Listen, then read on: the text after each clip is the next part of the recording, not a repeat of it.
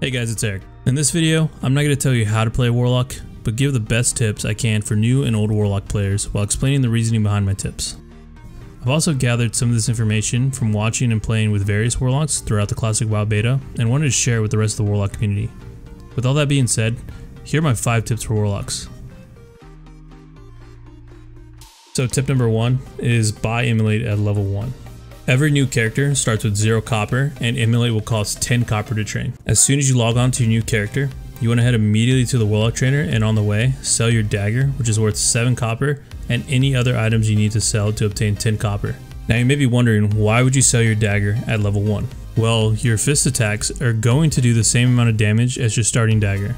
So it doesn't really matter whether you use your dagger or your fist in the beginning. So there are 2 simple reasons for getting immolate at level 1. So 1, it's going to add another spell to your rotation, so you won't be spamming Shadow Bolt, and your overall kill speed is going to increase in the early level. The second reason is immolate is going to allow you to tag a mob and move on to the next target while keeping your first tag leashed. This is going to be extremely useful during launch, as there will be a lot of competition for tags. So for tip number 2, you're going to want to at least invest 5 points into Affliction by level 14. So when we look at the first tier of the destruction tree, you have Improved Shadow Bolt and Cataclysm. Improved Shadow Bolt with a 5-point investment will increase your non-periodic damage of your shadow spells, but this effect only procs when you crit with a Shadow Bolt, which is rarely going to happen at this level. Also, once you obtain a wand, you will only use Shadow Bolt under the right circumstances. Cataclysm is also bad for leveling, as each point rewards a 1% reduction cost in mana for destruction spells only. In the early level, this means Shadow Bolt and Immolate. The Demonology tree provides 3 options: Demonic Embrace, Improved Healthstone, and Improved Imp. Demonic Embrace is a great talent at later levels, as it provides a 15% increase in stamina at the cost of 5% of your spirit with max points invested. This will slow you down in the early levels, as you need to be prioritizing spirit in order to keep your uptime between pulls. Improved Healthstone with 2 points invested is going to make your Healthstone 20% more effective. This talent is usually paired with Improved Imp in order to get to the next tier in the Demonology tree. Now Improved Imp, which is a great talent for leveling, will make your Imp 30% more effective when 3 points are invested. This will increase your leveling speed, as your Imp will do between 20 to 30% of your overall damage, but only get this talent if you're planning on leveling with your Imp. Now Suppression is a great talent at all levels, and it will help you kill monsters and complete higher level quests by giving you the extra hit rating you need to chain fears, apply agonies, and corruptions. Investing 5 points into Improved Corruption will take corruption from a 2-second cast to an instant cast, which makes kiting targets a lot easier. Now when investing your 5 points, you want to start with 2 points into Corruption to get corruptions cast within that global cooldown, and then invest 3 points into Suppression to increase your hit rating. This is what I recommend for your first 5 talent points, as it will increase your leveling speed past 15 no matter what spec you decide to level as. My third tip is going to be to keybind your pet. All good Warlocks are able to micromanage their pets, and this holds true in vanilla. Now I've seen some Warlocks create macros and scripts for their pet to attack, but I find this unnecessary. Keybinding your pet is pretty straightforward, but what I recommend is to keybind your pet's attack, follow, and stay. Having pet attack keybind and shift mouse wheel up will allow you to manage when your pet engages a target. And having your pet follow keybind to shift mouse wheel down allows you to quickly stop your pet from engaging a target. Having pet stay keybind to your middle mouse button allows you to create distance between yourself and your pet during certain engagements. Alternatively, if you don't like having your pets keybind with shift, I'd suggest using the control key instead.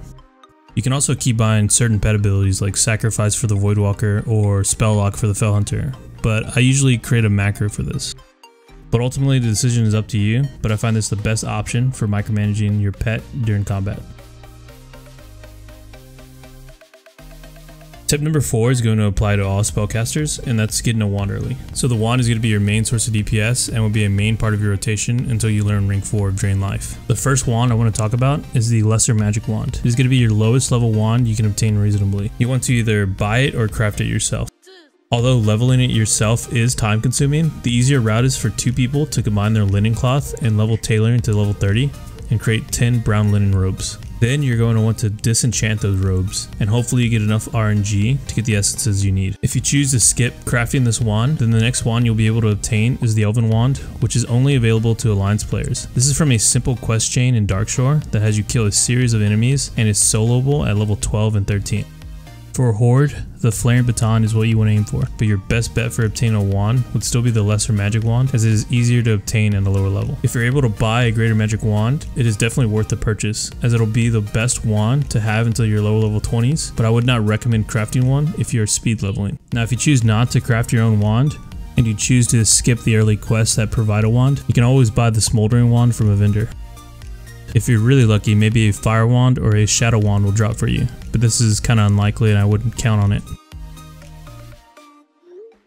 Now my final tip is don't count out the Succubus. Now a lot of new people might rule out leveling with the Succubus because you watched StaySafe's updated Warlock leveling guide. I'm not saying he's wrong for skipping the Succubus quest or choosing to level with the Imp, because it is true Alliance have a harder time obtaining the quest, but what I am saying is there are more options than just playing Imp spec.